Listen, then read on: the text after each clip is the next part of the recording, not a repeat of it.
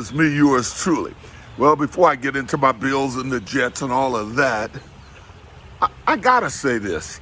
I watch all the networks, news networks, MSNBC, CNN, Fox News.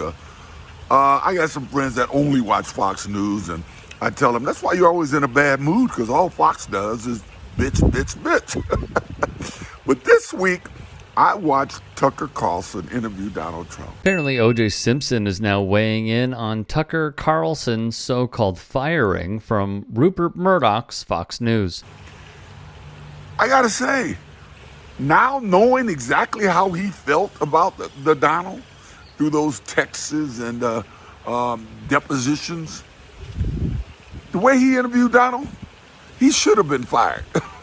That alone should have got him fired. All right, enough of that. Football. I gotta say, OJ, to the tune of nearly 1 million followers on Twitter, is killing it on the platform.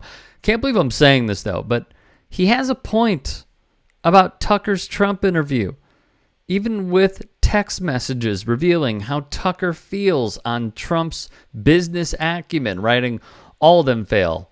What he's good at is destroying things, and after the 2020 election, texting, we are very, very close to being able to ignore Trump most nights. I truly can't wait. I hate him passionately." However, Carlson is too gutless to say this in public, thus. Remember, Tucker just did the interview with him and bowed and said he's such a moderate, reasonable, sensible guy and that he loves him. Trump thinks, good, you kissed the ring, okay? Once you kiss the ring, all is forgiven. You're back in the fold. Go out there and do propaganda for me. This is true. Figures like J.D. Vance would call Trump the Big H. And then when he needed his support, Vance would kiss Trump's ring. And thus, he won in Ohio over Tim Ryan. You know, Lindsey Graham famously said this. What is your reaction to hearing what Donald Trump says? I'm disgusted. I want to talk to the Trump supporters for a minute. I don't know who you are, and I don't know why you like this guy. I think what you like about him, he appears to be strong when the rest of us are weak. He's a very successful businessman, and he's going to make everything great.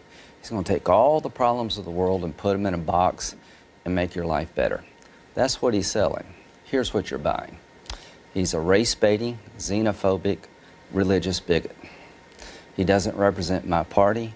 He doesn't represent the values that the men and women who wear the uniform are fighting for. And you know how you make America great again? Tell Donald Trump to go to hell. With Carlson, he is abhorred, but Fox News kept employing him over and over and over again through the election lies, through the racism, through the xenophobia, through the misogyny, through the white supremacy talking points over and over and over again. This man was a source of hatred and disinformation over and over and over again, including when he launched documentaries about January 6th, and Fox News promoted it. In sports, he platformed Riley Gaines, the sore loser who couldn't swim her way to a placing on the podium. He called the NHL woke, which is, I mean, to be fair, one of the more hilarious things he's ever said. Tucker embraced cancel culture with Brian Kemp when Major League Baseball pulled the All-Star game in Cobb County because of restrictive voting rights legislation Republicans put forth, for the reason simply being if they did not do so, they would lose elections. He, like many others, played up the sports hates the country because they don't believe in a slave owner writing our national anthem, and they hate the country. That's why they're taking a knee, when we know and have shown time and time again, dissent is patriotic. Being a good foot soldier like Tucker is unpatriotic. He had an awkward interview with Mike Tyson because he pulled a DJ Envy with Chloe and didn't care to do a lick of research on the boxer's backstory. Frankly, I'm glad he's out, as his show catered to white supremacists. Don't believe me? Richard Spencer, when not getting punched in the face by anti-fascists, adores Tucker Carlson and loved the fact he took over for Bill O'Reilly because, as Spencer put it, Carlson is more open-minded to white supremacists like himself than O'Reilly ever was.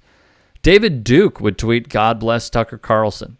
The Daily Stormer, a neo-Nazi website, would call Carlson our greatest ally. The truth is, he should have been fired a long time ago. Better yet, he should have never been given the opportunity.